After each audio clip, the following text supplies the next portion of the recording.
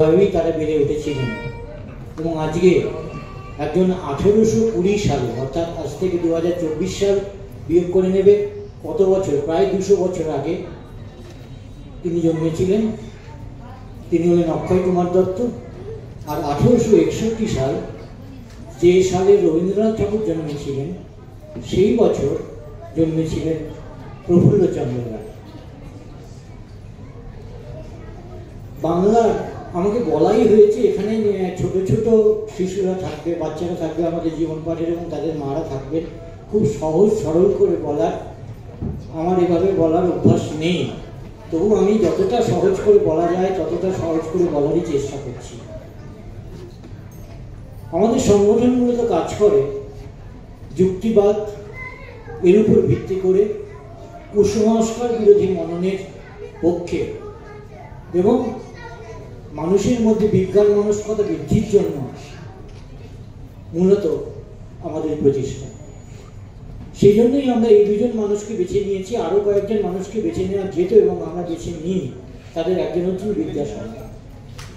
এবং খুব মজার বিষয় যে বিদ্যাসাগর এবং অক্ষয় কুমার দত্ত দুজন অভিন্ন হৃদয় বন্ধু ছিলেন। দুজনের জন্ম তারিখ ছিল, জন্মসাল ছিল একই, 1820। অক্ষয় কুমার দত্ত, তার বাড়ির আর্থিক অবস্থা খুব একটা ভালো ছিল না। তিনি স্কুলে পড়াশোনা করতেন খুব দারিদ্র্যের মধ্যে, কিন্তু এত মেধাবী ছিলেন, এত বুদ্ধিমান ছিলেন যে তখনকার দিনে ডবল প্রমোশনের একটা সিস্টেম থাকতো, মানে একটা ক্লাস বাদ দিয়ে আরেকটা ক্লাসে ওঠা যেত। তো তিনি 5 থেকে সরাসরি তাকে 7-এ তুলে দেওয়া হয়েছিল। এবং ক্লাস 7-এ ওঠার সময় তখনকার দিনে যা নিয়ম ছিল, একটু পিছিয়ে পড়া পরিবারে তার বিয়েও দিয়ে দেওয়া হয়েছিল। ক্লাস 7-এই তার বিয়ে দিয়ে দেওয়া হয়েছে। এবং দুর্ভাগ্যজনকভাবে সেই বছরই তার বাবা মারা যান, এবং বাবা মারা যাওয়ার পরে তাকে কাজ করতে শুরু করতে হয়। ক্লাস 7-এর একটি ছেলে, সে কাজ করতে শুরু করে। অন্যদিকে প্রফুল্লচন্দ্র রায়, তিনি জমিদার বাড়ির তৃতীয় সন্তান, মানে ছোট সন্তানের আগে ঠিক। তাকে সবাই খুব ভালোবাসে। বাবারই প্রতিষ্ঠিত এমই স্কুল, তখন বলতো মিডিল ইংলিশ স্কুল, সব জমিদাররাই নিজেদের গ্রামে একটা নিজস্ব স্কুল তৈরি করতেন। সেই স্কুল থেকেই প্রাথমিক পড়াশোনা করেন। তারপর কলকাতায় হেয়ার স্কুলে পড়তে যান। হেয়ার স্কুলে পড়তে গিয়েছিলেন, কিন্তু শরীর খুব খারাপ হয়ে যায়, নিয়ে পড়তে পারেননি, বাড়ি ফিরে যান। এই বাড়ি ফিরে যাওয়াটা তার কাছে জীবনের একটা মাইলস্টোন, মানে একটা দিক চিহ্নকারী হয়ে গেছে। বাড়ি ফিরে বাবার একটা বড় লাইব্রেরি ছিল। লাইব্রেরি মানে যেখানে প্রচুর বই থাকে, প্রচুর বই থাকে। তো তিনি সেখানে 2 বছর ধরে পড়ার বাইরে প্রচুর পড়া পড়ে নিয়েছিলেন। এবং এই পড়া পড়ে এসে তারপর আবার কলকাতাতে এসে হেয়ার স্কুলে এসে ভর্তি হন। সেখানে থেকে এমএ পাস করেন, মানে এন্ট্রান্স পরীক্ষা পাস করেন। তারপরে বিদ্যাসাগরের মেট্রোপলিটন কলেজ, বিদ্যাসাগর প্রতিষ্ঠিত মেট্রোপলিটন কলেজ, যেটা এখন বিদ্যাসাগর কলেজ নামে পরিচিত, সেখান থেকে বিএ ডিগ্রি লাভ করেন। আমি একটু গুরুত্ব দিচ্ছি এই কারণে বিএ ডিগ্রিটা বললাম, তার কারণ তখনও কলকাতা বিশ্ববিদ্যালয়ে যারা বিজ্ঞান নিয়ে পড়াশোনা করতো তাদের জন্য বিএসসি পাসের ব্যবস্থাটা ছিল না। তো বিএসসি পাস তিনি করেছেন। ওদিকে অক্ষয় কুমার দত্ত যদি দেখি, তার প্রাতিষ্ঠানিক লেখাপড়া বন্ধ হয়ে গেছিল, কিন্তু 7 বছরের আগেই তিনি ওরিয়েন্টাল সেমিনারি বলে একটা স্কুলে যেখানে পড়তেন, সেখানকার একজন মাস্টারমশাই ছিলেন হার্ডম্যান জেফ্রা।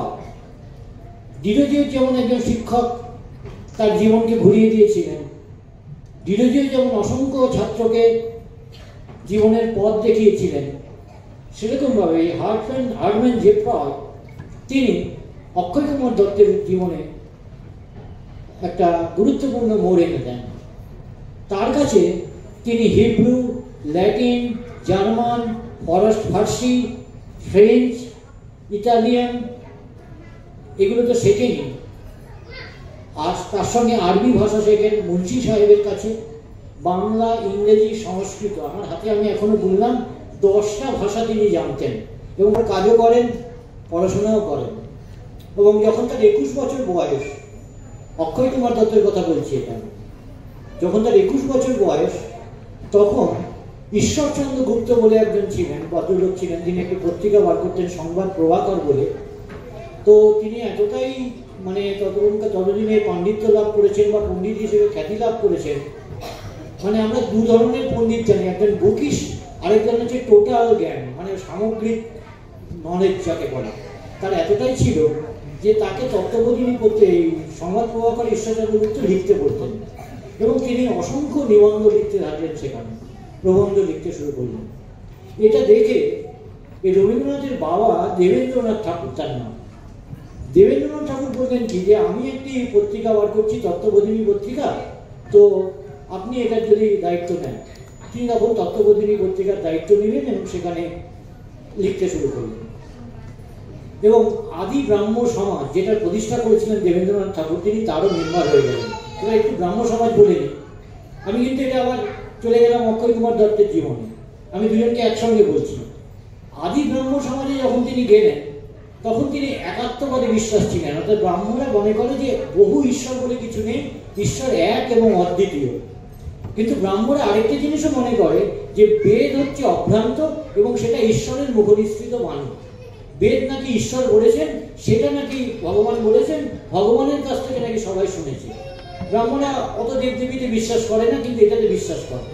অক্ষয় কুমার দত্ত ব্রাহ্ম সমাজের সদস্য হলেন, কিন্তু তিনি ওখানে ঘোষণা করছেন, ওই পত্রিকায় লিখছেন যে বেদ অভ্রান্ত নয় এবং এটা ঈশ্বরের মুখনিসৃত বাণীও নয়। এবং এই সময় বিদ্যাসাগরের সঙ্গে তার ঘনিষ্ঠতা হচ্ছে। অক্ষয় কুমার দত্ত আর বিদ্যাসাগর এমন এমন প্রবন্ধ ওই ইয়েতে লিখছেন, যুক্তিবাদের ভিত্তিতে প্রবন্ধ লিখছেন, যেগুলো ব্রাহ্ম সমাজের আদর্শের সঙ্গে মিলছে না। দেবেন্দ্রনাথ ঠাকুর তাকে তখন তিরস্কার করছেন যে তুমি এইসব প্রবন্ধ ছাপাচ্ছ যেগুলো আমাদের আদর্শের সঙ্গে মেলে না। কিন্তু তিনি বললেন তাহলে আমি ছেড়ে দেবো। 1843 সাল থেকে 1855 সাল, দীর্ঘ 12 বছর, মানে এক যুগ তিনি তত্ত্ববোধিনী পত্রিকায় লেখাপত্র করেন। তারপর দেবেন্দ্রনাথের সঙ্গে মতবিরোধে তিনি ওই পত্রিকা ছেড়ে দেন। কিন্তু এর আগেই 1840 সালে তত্ত্ববোধিনী পাঠশালা বলে একটা পাঠশালা চালু করেছিল ওই তত্ত্ববোধিনী সভা। তো সেই পাঠশালাতে পড়াতে গিয়ে কিছু অসুবিধা হলো। অসুবিধা হচ্ছে যে তখনকার দিনে বাংলা বইয়ের খুব অভাব। বাংলায় কি করে পড়াবে, ইংরেজিতে পড়তে হয়। আর তিনি পড়াতে চাইছেন বাংলা, তাহলে বাংলা ভাষায় যারা পড়াশোনা করে তারা কিভাবে পড়বে। তো 41 সালে পাঠশালা প্রতিষ্ঠিত হলো। তিনি 42 সালে একটা বই লিখলেন ভূগোল বলে, বাংলা। অর্থাৎ ভূগোল ঠিক সাহিত্যের বিষয় নয়, ভূগোলের মধ্যে কিন্তু বিজ্ঞানের একটা ছাপ আছে। তিনি ভূগোল লিখলেন এবং সালটা ঠিক মনে করতে পারছি না, খুব সম্ভবত 1856 সালে তিনি আরেকটা বই লিখলেন বাংলায়, সেটা হচ্ছে পদার্থবিদ্যা। বাংলা ভাষায় বিজ্ঞান চর্চা যে করা উচিত সে বিষয়ে তিনি মত প্রকাশ করতেন। বাংলা ভাষায় মাতৃভাষা নিয়ে পড়াশোনা করা উচিত সে বিষয়ে তিনি বারবার জোরালো সওয়াল করেছেন। এবং তিনি এতটাই দেশপ্রেমিক ছিলেন যে তৎকালীন যে শিক্ষা বিভাগের সচিব গর্ডনিয়াম তাকে যখন বলেন যে শিক্ষা বিভাগের ডেপুটি ইন্সপেক্টর পদে যোগ দিতে, তিনি বললেন না, আমি এটা করব না, এই চাকরি আমি করব না। তিনি চাকরি করেন। যেটা বলছিলাম যে এই পদার্থবিদ্যা, আজকে যারা আমরা জানি না যে পদার্থবিদ্যা বা ফিজিক্স যেটাকে বলে পদার্থবিদ্যা, এই তোমরা ছোটরা যারা বসে আছো ওই ক্লাস 7 কি 8 থেকে সায়েন্স আলাদা হয়ে পদার্থবিদ্যা বা ফিজিক্স পড়তে হবে। এই পদার্থবিদ্যার বেশিরভাগ পরিভাষা সব ইংলিশে হয়। যেমন আমি ফিজিক্স বললাম, এই ফিজিক্সের বাংলা যে পদার্থবিদ্যা হবে এটা তিনি তৈরি করলেন। এবং আজকেও আমরা যে প্রতিশব্দগুলো ইংরেজি থেকে বাংলায় ব্যবহার করি তার 70% প্রতিশব্দ হচ্ছে অক্ষয় কুমার দত্ত করলেন।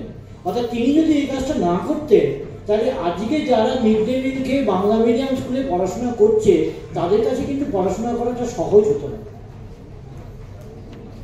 এই কারণেই আমরা অক্ষয় কুমার দত্তকে স্মরণ করছি। আরেকটা কাজ তিনি বড় করলেন যে ইংরেজিতে যেরকম ফুল স্টপ আছে, বাংলায় এরকম জ্যোতি চিহ্ন, যেটাকে আমরা দাঁড়ি বলি, এই দাঁড়ির ব্যবহারটা বাংলা ভাষায় তিনি করলেন এবং ছোট ছোট সেন্টেন্স তৈরি করলেন। আগে বাংলা সাধু ভাষা ছিল, বঙ্কিমের ভাষা ছিল সাধু ভাষা, অনেক জটিল। যেমন ইংরেজি ভাষাতেও এখনো পর্যন্ত একটা ইংরেজি সেন্টেন্স অনেক কমপ্লেক্স হয়। লয়ের ভাষা তো যেমন জটিল হয়, তেমন ইংরেজি সেন্টেন্স অনেক কমপ্লেক্স হয়। কিন্তু বাংলা সেন্টেন্স যে ছোট ছোট ভাগে ভাগ করা থাকে, এই ভাবনাটা তিনিই প্রথম প্রচলন করলেন বাংলা বইয়ের ক্ষেত্রে। এবং তার ফলে যে বিষয়টা আমরা বুঝতে চাইছি সেই বিষয়টা সহজে বোঝা সম্ভব হলো। এরপরেও তিনি আরো কতগুলো গ্রন্থ রচনা করেছিলেন। তার মধ্যে একটা হচ্ছে জর্জ কুনবের লেখা, থেকে অনুপ্রাণিত হয়ে অনুবাদের মতোই প্রায়, সেটা হচ্ছে যে বাহ্য বস্তুর সঙ্গে মানব প্রকৃতির সম্পর্ক। অর্থাৎ বাহ্য বস্তু মানে যে বস্তুগুলোকে আমরা দেখতে পাচ্ছি, এর সঙ্গে আমাদের কি সম্পর্ক, এই বিষয়ে তিনি একটা বই লিখেছিলেন। ভূগোল, পদার্থবিদ্যা, বীজগণিত, পাটিগণিত, জীব উদ্ভিদবিদ্যা সমস্ত বিষয়ে তার অগাধ পাণ্ডিত্য ছিল। এবং সেগুলো শুধু পাণ্ডিত্য ছিল না, আমি যেটা আজকে পাচ্ছি না সেটা সহজ করে বাচ্চাদের কাছে পৌঁছে দেওয়া, এই কাজটা তিনি করতেন। এবং চারুপাঠ বলে একটা বই লিখেছিলেন, সেই বইটা ছিল মূলত ছিল কিছু হাসির গল্প, আর বাকিটা থাকতো এই বিজ্ঞানের কিছু খবরাখবর, বিজ্ঞান নিয়ে কথা।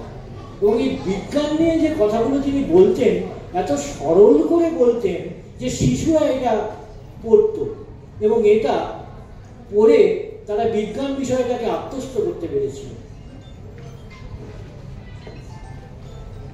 আমি আবার ফিরে যাই তার ধর্মভাবনায়।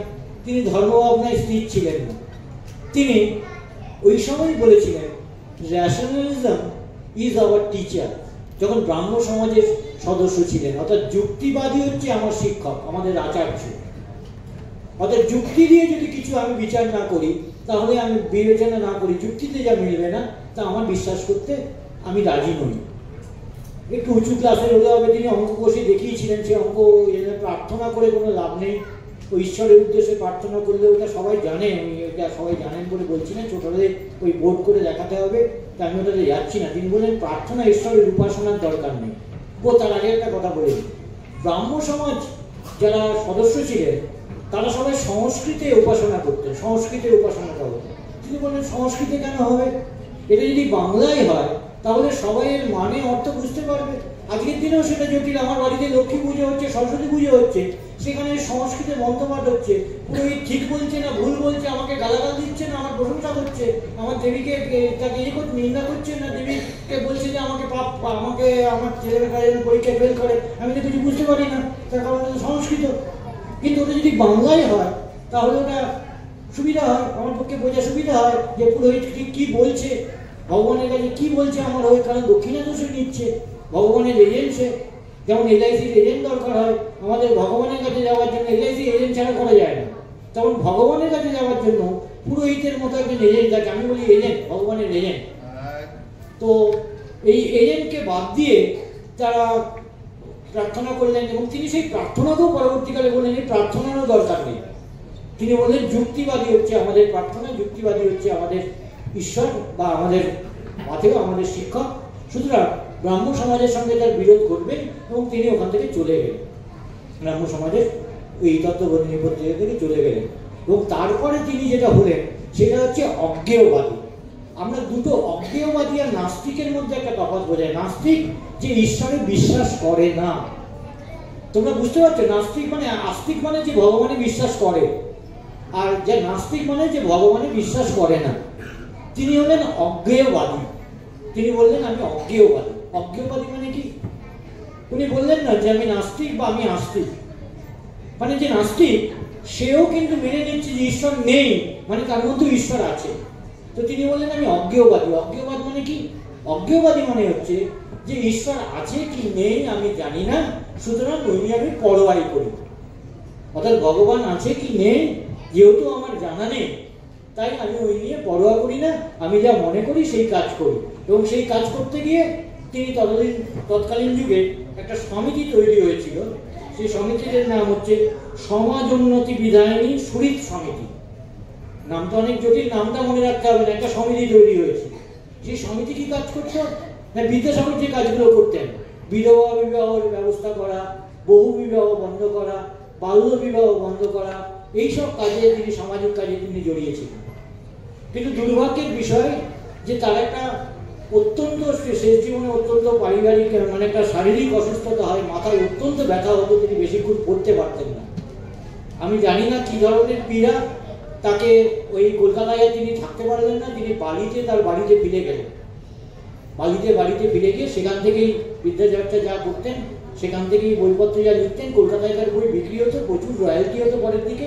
কিন্তু প্রথম দিকে যখন চলে গেলেন তত্ত্ববোধিনী পত্রিকার এটা ছেড়ে দিয়ে, তখন তার খুব আর্থিক অভাব হয়েছিল, মানে খাওয়া দাওয়ারও অভাব হয়েছিল। সেই সময় বিদ্যাসাগর করলেন কি, তার বন্ধু যে তত্ত্ববোধিনী সভাকে বললেন যে তোমাদের পত্রিকা সম্পাদনা করতে গিয়ে আজকেও এই হাল হয়েছে, সুতরাং তোমাকে তো ওদের ভাতা দিতে হবে। আর বিদ্যাসাগরের যেহেতু জানেন যেটা উনি করবেন তো ঠিকই করবেন, শেষ পর্যন্ত তত্ত্ববোধিনী সভা থেকে ওনাকে ভাতা দেওয়ার ব্যবস্থা হলো। তারপর বিদ্যাসাগরও বাংলা বই লিখছেন, সেই কথা আমি আজকে আলোচনা করছি না। তো বিদ্যাসাগরের মতো তিনিও বাংলা বই লিখতে শুরু করলেন এবং সেই বই স্বাভাবিকভাবে প্রচুর পাঠক পেল, বিক্রি হলো, রয়্যালটি পেলেন, মানে বই লিখলে তার একটা লেখক একটা টাকা পান, সেই টাকা দিয়ে তিনি মোটামুটি সারা জীবনটা কাটিয়ে দিলেন। এবং এরপরেও তিনি হিন্দু উপাসক সম্প্রদায় বলে একটা বই লিখেছিলেন। এটাই অক্ষয় কুমার দত্ত সম্পর্কে সবাই জানেন যে এই বইটা লিখেছিলেন। তো হিন্দু উপাসক সম্প্রদায় তিনি দেখালেন যে ভারতবর্ষে ওই একটা ধর্ম নেই, ওই রাম শুধু দেবতা আর বাকিরা সবাই হারাম, ওরকম কোনো কথা নয়। তিনি দেখালেন যে ভারতবর্ষে 158 ধরনের ধর্ম আছে হিন্দু ধর্মের মধ্যে। প্রত্যেকটা ধর্মের নিজস্ব আচার অনুষ্ঠান আছে, প্রত্যেকটা ধর্মের নিজস্ব মানে রীতি আছে, রেওয়াজ আছে, সংস্কার আছে, সামাজিক বিধান আছে। পারলে বইটা 2 খণ্ডে প্রকাশ হয়েছে, এখন একটা খণ্ড পাওয়া যায়। যারা একটু আগ্রহী বইটা পড়ে দেখবেন, এমনি মনে হয় ভারতীয় উপাসক সম্প্রদায়, কিন্তু মূলত ভারতের ধর্ম ভাবনা যে কত বহুধা বিস্তৃত সেগুলো তিনি এর মধ্যে আলোচনা করলেন। এর আগে একটা ধর্মনীতি বলেও তিনি একটা বই লিখেছিলেন। আমি আর অক্ষয় কুমার দত্ত সম্পর্কে বিশেষ কিছু বলবো না, শুধু বলতে চাই যে তিনি যে কাজটা করেছিলেন মূলত সেটা বিদ্যাসাগরের সঙ্গে অনেকটাই মেলে। আমরা যখনই আলোচনা করি তখন ব্যক্তিকে নিয়ে আলোচনা করি। আমি এক জায়গায় বিদ্যাসাগর নিয়ে আলোচনা করতে গিয়ে বলেছিলাম, বিদ্যাসাগর তার কাজটা করতে পারতেন না যদি ডিরোজিও তার ছাত্রদের ছেড়ে না যেতেন। ডিরোজিওর ছাত্ররা কেউ কলকাতার তথাকথিত বাবুরা কেউ বিদ্যাসাগরের পাশে দাঁড়ায়নি, এমনকি রামমোহনের ছেলে পর্যন্ত দাঁড়ায়নি, দাঁড়াবো বলে পরে সরে গেছি। কিন্তু ডিরোজিওর ছাত্ররা তারা কিন্তু বিদ্যাসাগরকে সাহায্য করেছিল আর্থিকভাবে এবং মানসিকভাবে, বিভিন্নভাবে সাহায্য করেছিল। অর্থাৎ বিদ্যাসাগরকে আলোচনা করতে গেলে বিদ্যাসাগর এবং তৎকালীন বঙ্গ সমাজকে আলোচনা করতে হয়। তেমন অক্ষয় কুমার দত্তকে আলোচনা করতে গেলে অক্ষয় কুমার দত্ত তৎকালীন বঙ্গ সমাজকে আলোচনা করতে হয়, এবং আলোচনা করতে গেলেই বিদ্যাসাগরের নাম একবার উল্লেখ না করলে আমার মনে হয় আমার একটু মানে বিদ্যাসাগরের প্রতি অপমান মানে অন্যায় করা হবে, এমনকি অক্ষয় কুমার দত্তের সঙ্গে অন্যায় করা হবে। এবার আমি আবার প্রফুল্লচন্দ্র রায়ের কথা যাই। আমাদের সঞ্চালিকা বললেন যে বেঙ্গল ফার্মাসিউটিক্যালস তৈরি করেছিলেন, Bengal chemical and pharmaceuticals limited তৈরি করেছিলেন, একজন রসায়ন বিজ্ঞানী ছিলেন। এগুলো ঠিক, এগুলো আমরা সবাই জানি, এগুলো জানার মধ্যেই পড়ে। কিন্তু এই লোকটি কতগুলো অদ্ভুত গুণ ছিল। তিনি কিন্তু এর মতো ক্লাস 7-এ পড়া ছেড়ে দেননি। তিনি কলকাতায় হেয়ার স্কুলে পড়েছেন, তারপর প্রেসিডেন্সি কলেজে পড়েছেন, বিএ পাস করেছেন, তারপর স্কটল্যান্ডের এডিনবরা বিশ্ববিদ্যালয় থেকে বিএসসি পড়তে গেছেন, পাস করেছেন, ওই বিশ্ববিদ্যালয়ে বিএসসি করছেন, বিএসসি পাস করেছেন, পাস করার সময় পাস করেছেন, পাস করে ওই দেশে আবার কিছুদিন ছিলেন। ওখান থেকেই পড়ার পরেও তিনি দেশে ফিরে আসলেন না, সবাই পড়ে পড়ে দেশে ফিরে এসে একটা চাকরি নিয়ে বসে থাকলেন। মজার ব্যাপার, তিনি ওই পড়ার পরে 2 বছর ওইখানে ঘুরে বেড়ালেন সারা ইংল্যান্ডটাতে। কেন ঘুরে বেড়ালেন? তিনি বুঝেছিলেন যে এই ইংরেজরা ভারতবর্ষে এসে ব্যবসা করছে, কি করছে না, কারখানার মাল বিক্রি করছে। কি করে ওরা কারখানা তৈরি করেছে, কি কি কারখানা তৈরি করেছে। 2 বছর ধরে তিনি ওই ইংল্যান্ডের কারখানাগুলো ঘুরে দেখলেন যে ওরা কি করে, ওরা কি কিভাবে উৎপাদন করে। তিনি এগুলো সব দেখলেন, দেখে তিনি দেশে ফিরে এলেন। দেশে ফিরে এসে তিনি তাকে আর জগদীশ চন্দ্র বসুকে পার্ট টাইম লেকচারার বলে না, তাই 500 অতিথি অধ্যাপক হিসেবে প্রেসিডেন্সি কলেজে নিয়ে নেওয়া হলো। যদিও তাদের মানে নলেজ এবং জ্ঞান, যাকে বলে জ্ঞান গভীরতা, সেটা অনেক বেশি ছিল, কিন্তু তাদের পার্মানেন্ট করা হয়নি। তা সত্ত্বেও তারা ওখানে গবেষণা চালাতেন। গবেষণা করলেন মার্কুরাস মানে মার্কারি এবং নাইট্রেটের একটা সম্মিলিত যৌগ নিয়ে তিনি গবেষণা করে পিএইচডিও পেয়েছিলেন। তারপর তাকে অসংখ্য বিশ্ববিদ্যালয় থেকে ডিএসসি দিয়েছে, সেগুলো গুরুত্বপূর্ণ নয়। কলকাতা দিয়েছে, বেনারস দিয়েছে, ঢাকা দিয়েছে, মহীশূর দিয়েছে, ডিগ্রি কিছু কাজে লাগে না, এগুলো নেওয়া একটা সার্টিফিকেট মাত্র। কিন্তু তিনি যে কাজটা করে গেলেন সেটা অন্য জায়গায়। তিনি একদিন আক্ষেপ করছেন যে ক্লাসে আমি ছেলে মেয়েদের সব কিছু বোঝাই, বিজ্ঞান নিয়ে বোঝাই, কিন্তু এই ছেলেগুলোই ছাত্রগুলোই যখন ক্লাসের বাইরে বেরিয়ে যায় বিজ্ঞানের ছাত্র, তারা ওই চন্দ্রগ্রহণ আর সূর্যগ্রহণের সময় ওই খাওয়া দাওয়া বন্ধ করে আর রাহু রয়েছে বলে সেই তুলসী পাতা খায়। এই ধরনের, মানে তিনি যুক্তিবাদের বাইরে বেরোচ্ছেন না, তিনি বিজ্ঞান মনস্ক বিজ্ঞানী। এখন অনেক বিজ্ঞানী আমাদের সেই ইসরোতে যারা চাঁদে রকেট পাঠাচ্ছে, তারা দেখছি আবার নারকেল ফাটিয়ে চাঁদে রকেট পাঠানো হচ্ছে। আরে নারকেল ফাটিয়ে যদি চাঁদে রকেট পাঠানো যেত তাহলে তো অনেক কিছুই হতো নারকেল ফাটিয়ে। কিন্তু তিনি ওগুলোতে বিশ্বাস করতেন না, মানে বিজ্ঞানীদের মধ্যে অনেকে ঈশ্বরে বিশ্বাস করেন, কিন্তু তিনি ওগুলো করতেন না। আরেকটা মানে জীবনের গুরুত্বপূর্ণ দিক, তিনি একজন আদর্শ শিক্ষক ছিলেন। আদর্শ শিক্ষকের কি কাজ? নিজে পড়ানো, অসংখ্য ছাত্র তৈরি করা, অসংখ্য ছাত্র তৈরি করা যারা ভবিষ্যৎ প্রজন্মের জন্য কিছু রেখে যায়, যেমন ডিরোজিও করেছিলেন, আমার খুব প্রিয় শিক্ষক। তেমন ভাবে প্রফুল্লচন্দ্র অসংখ্য ছাত্র তৈরি করেছিলেন, এবং ছাত্ররা যখন পড়া শেষে তার কাছে আসতো, তিনি তাদের বলতেন যে স্বাধীনভাবে কিছু কর, ওই ইংরেজদের গোলামি করিস না। তার দেশপ্রেম অসাধারণ ছিল। তিনি কংগ্রেসের সদস্য ছিলেন, জাতীয় কংগ্রেসের খালি করতেন। বেঙ্গল কেমিক্যালের যে প্রথম কারখানাটা তার বাড়িতেই করেছিলেন, তারপর ওটা কাশীপুরে প্রায় 53 একর জমি, 53 × 3 এত বিঘা জমি নিয়ে একটা কারখানা তৈরি করলেন। সেই কারখানায় প্রচুর প্রফিট হতো, এখনো হয়। সেই মুনাফা তিনি একটাও নিজে করেননি, প্রচুর স্কুল এবং ছাত্র এবং বিদ্যালয়কে তিনি সেই টাকা দিয়ে দিয়েছেন। নিজে অত্যন্ত অমলিন বস্ত্রে থাকতেন, সাধারণ জীবনযাপন করতেন, একটা তক্তার উপরে একটা শতরঞ্জিবেতে শুতেন, এবং তার ছাত্রদের টাকা দিতেন যে তোরা কি এই শিল্পটা কর। একটা গুরুত্বপূর্ণ জিনিস বলি, এই যে টাটার ইস্পাত কারখানাটা দেখছেন না, এই টাটা ইস্পাত কারখানা তৈরি করতে পারতেন না। একটা গল্প আছে, বিবেকানন্দ নাকি ওই জাহাজে করে যাচ্ছিলেন, তখন জামশেদজি টাটাও যাচ্ছিলেন। তো বিবেকানন্দ টাটাকে বলেন যে তুমি একটা ইস্পাত কারখানা খোলো। তো বিবেকানন্দ একটি ইস্পাত কারখানা, তখন টাটা ফিরে এসে ইস্পাত কারখানা খুলেন।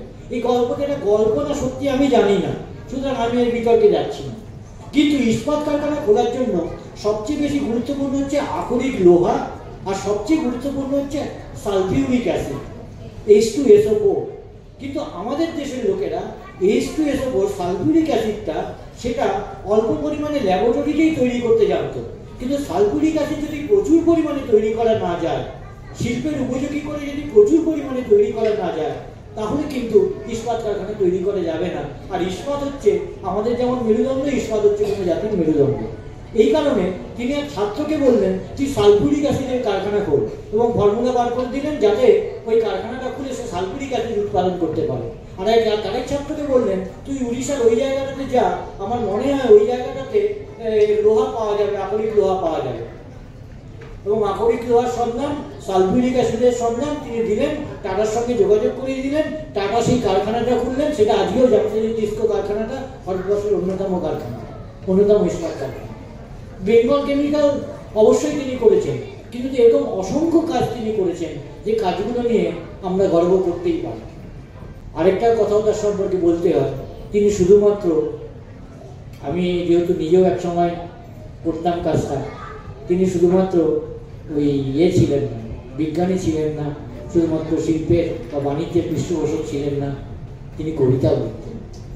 মানুষটা সম্পর্কে যত বলবো তত সময় বাড়বে এবং বলে শেষ করতে পারবো না। আর এর মধ্যে শেষ করলাম, আমি চেষ্টা করেছি যতটুকু বলার, যতটুকু পারি আমি সহজ করে বলার। অনেক ধন্যবাদ সবাইকে সংগঠনের পক্ষ থেকে।